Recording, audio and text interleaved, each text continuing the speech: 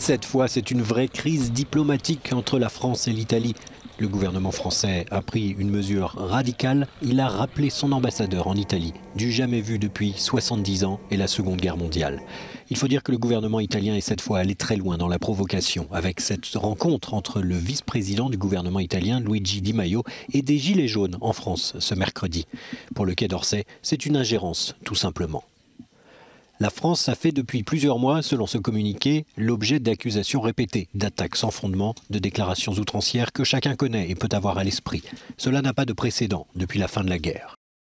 Après le rappel de l'ambassadeur français, Matteo Salvini et Luigi Di Maio ont fait un pas en arrière ce jeudi soir et se sont dit disponibles pour dialoguer.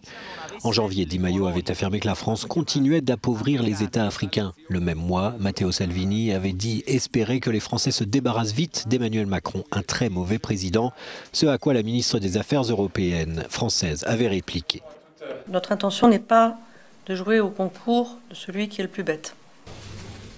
Les Italiens, désormais, se disent prêts à calmer le jeu donc, mais c'est un peu tard et le mal est fait entre Rome et Paris. C'est un remue-ménage politique qui pourrait aussi avoir des conséquences lors des élections européennes en mai prochain. Aujourd'hui, le ministre de l'Intérieur italien se dit prêt à débattre de questions fondamentales.